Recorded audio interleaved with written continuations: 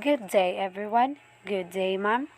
I'm going to report about Science and Technology Agenda for National Development Stand Philippines 2000 and National Science Technology Plan in NSTP 2002 to 2020. By the way, I am Rivera from BSED Math 2A, the reporter for today. Science and Technology Agenda for National Development Stand Philippines 2000. The Science and Technology Agenda for National Development spells out the areas which will be the focus of scientific and technological efforts in 1993 to 1998.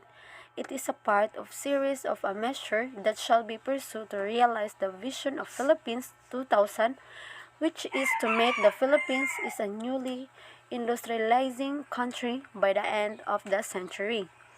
The stands emphasize the development of utilization of superior technologies to a level of competitive advantage.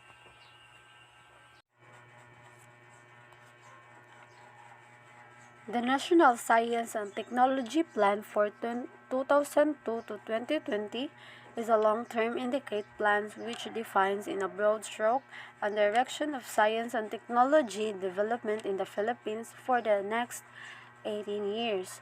It is the science and technology community's response to the national leadership's call for science and technology to be the foundation of future economic development in the country.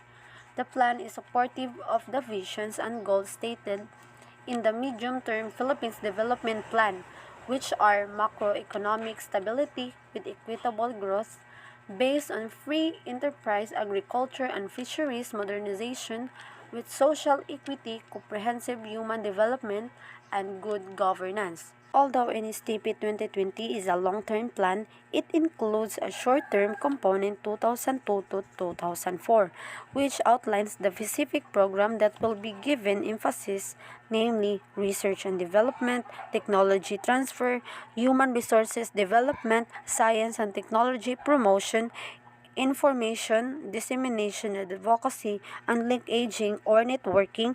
The success of NSTP in the short of medium term depends upon the implementation of this program. The development of the NSTP has been highly participatory process which took a year to finish since it was started in 2001 in coming up with the NSTP visions, goals, strategies, and area trust consultation involving science and technology experts and opinion leaders and stakeholders from the private sector, government, academe, and non-government organization were held. The planning environment global scenario general. The current global scene has been described as one of increasing globalization. It is marked by increasingly borderless exchanges of goods, capital, and labor, which are both a result and part of the commitment of member countries to the free flow of goods and services under the World Trade Organization. Alongside globalization has been rapid technological change, increased competition among nations, the expansion of services sector, and increasing mobility and skills labor which had led to rising wages.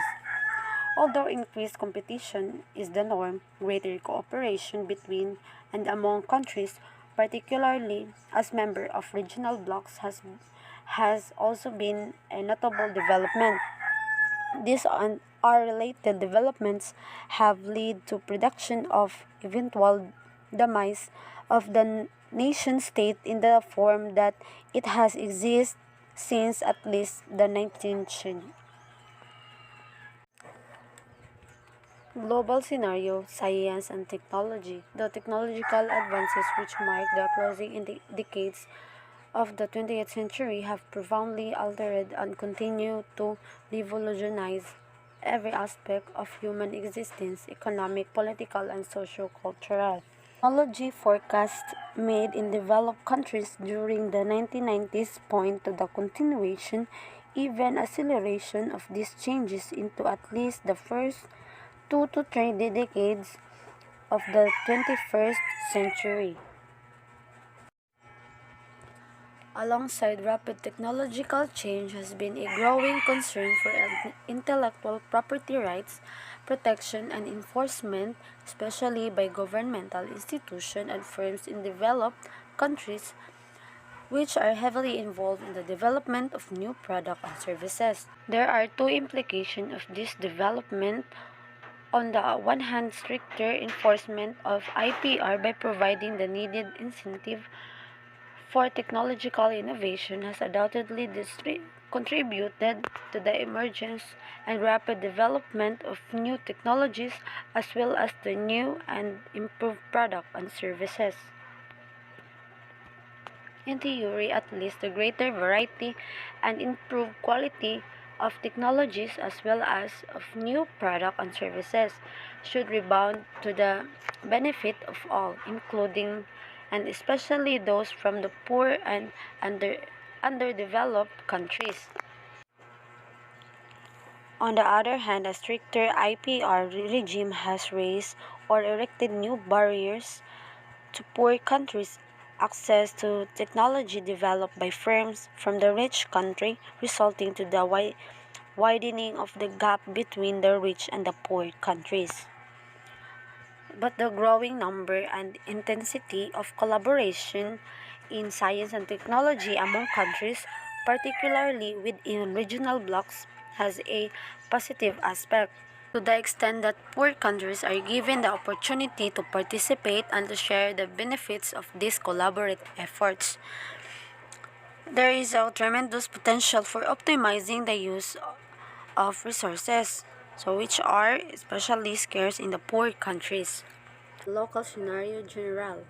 The Philippines is characterized by a sluggish or slow-growing economy, rapid population growth, and in-control urbanization, depletion of natural resources, and degradation of the environment, inadequate infrastructure, a very narrow range of export products, and poor export performance in general, and a relatively stagnant manufacturing sector existing side by side with a fast-growing services sector.